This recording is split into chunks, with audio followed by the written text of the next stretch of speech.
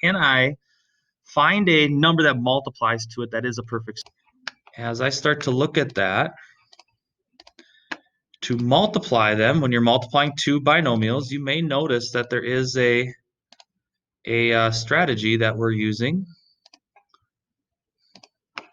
Let my computer catch up here. But I'm going to take that 1, I'm going to distribute it out twice, and then I'm going to take this 2 roots of 7, distribute it out twice. We have a little acronym that goes along with how we solve these. What am I doing when I'm distributing the 1 twice, distributing that 2 roots of 7? What's that acronym called? What are we doing?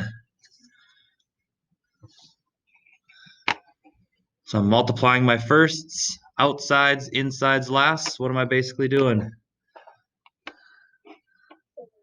Foil. Yes, thank you. All we're doing is foiling. So we can foil our values out, and we're going to start to get 4 different terms, and then we can start to combine those terms together. So you got your first terms will be 4.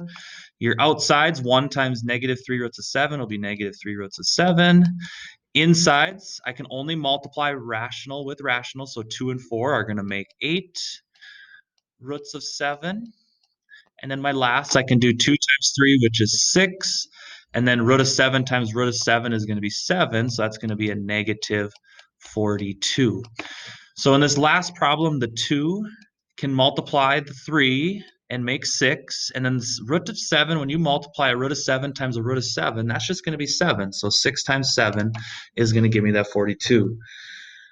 Somebody clicked me.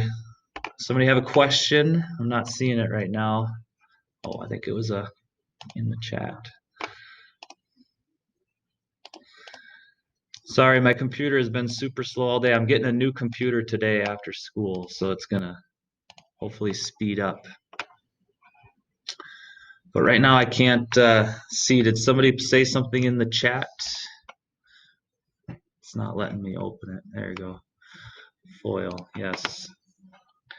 Did somebody have a question though? I thought I heard a ding. If you have a question, go ahead. All good? All right. And what you'll notice then is you can start combining like terms. Once you get done with FOIL, you can combine. You got a negative 3 and a 5 and an 8, which will make 5 roots of 7. And then you've got a 4 and a negative 42, which is going to make negative 38. So that would give us negative 38 plus 5 roots of 7.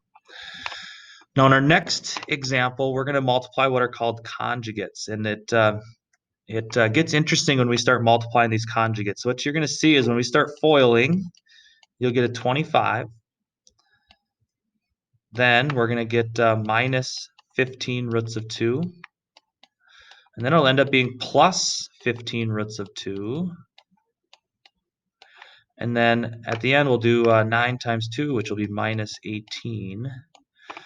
But right here, you probably are seeing something interesting happening. Look what happens in here. If you have a negative 15, and then you turn right around and add 15, what are those two going to add up to make? Zippo. 0 is the correct answer. So when you multiply binomial radicals in this format, the 5 plus 3 roots of 2, 5 minus 3 roots of 2, you're going to always see when you're doing your FOIL, you're going to always see that outside and inside, those terms that you multiply out, they're always going to cancel out. So when you're looking at multiplying conjugates, which is the next step we're going to do here, you don't need to do the outsides and insides. You can if you want to, and you can show that those inside outside terms cancel out. But really all we need to do is the firsts, which are going to be 25, and then the lasts, which are going to be negative 18.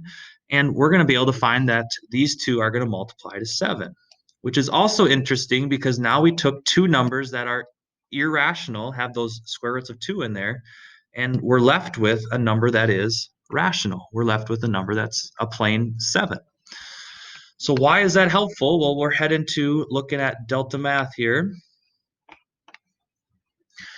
And this is where the question that I'm going to look at here is the same one you have. So if you have the ability, if you want to open up this question, you can take a look with us, and it's the same one that you have.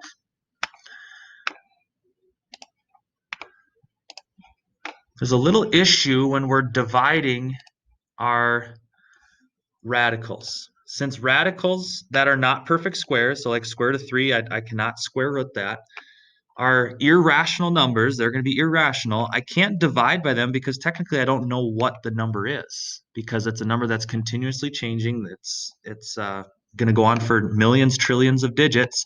So I can't divide by a number I don't know. So what we have to do is we have to do what's called rationalizing our denominator, which is going to be changing our denominator back to a rational number. So I'm going to multiply my denominator by 1 minus the root of 3, and I'm also going to multiply my numerator by 1 minus the root of 3. Now in my numerator, I'm going to get 4 minus 4 roots of 3. I'm just using the distributive property, distribute that 4 out. But in my denominator, I have these conjugates now. Now remember, the conjugates, you only need to multiply the firsts, which are going to be 1, and the lasts, which are going to be negative 3. Because I know that the outsides are going to be negative root of 3, the insides are going to be positive root of 3. It's going to cancel out anyway. So I just need to do my firsts and my lasts, and now I've changed that back to a rational number. So we've got 4 minus 4 roots of 3 over negative 2.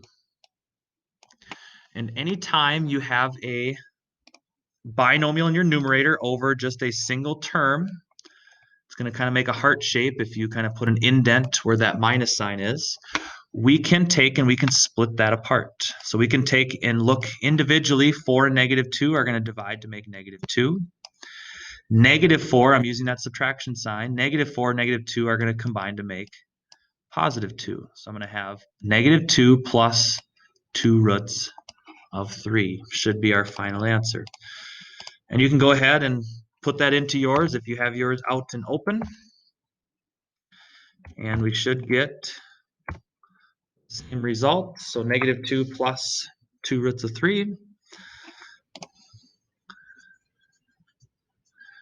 And there we go. There's our result. So these are teacher-made questions. These are questions that I made. So I don't have the work shown on all these, but I did put it to give you 10 attempts. So you get 10 tries at it. If you're really having trouble getting stuck on it, you can always send me an email. I can help you out. Well, we went a couple minutes over. I apologize for that, but that is the high points of section 6.3. I will stick around, but if you want to break off to practice Delta Math on your own, you can. It was great to see you all. If you're heading out on your own, you can go out on your own. If you are wanting to do some more problems together, we can do more together. You can stick on the line, and I can help you out. This session is being recorded, so I'll put it into our class schedule here shortly.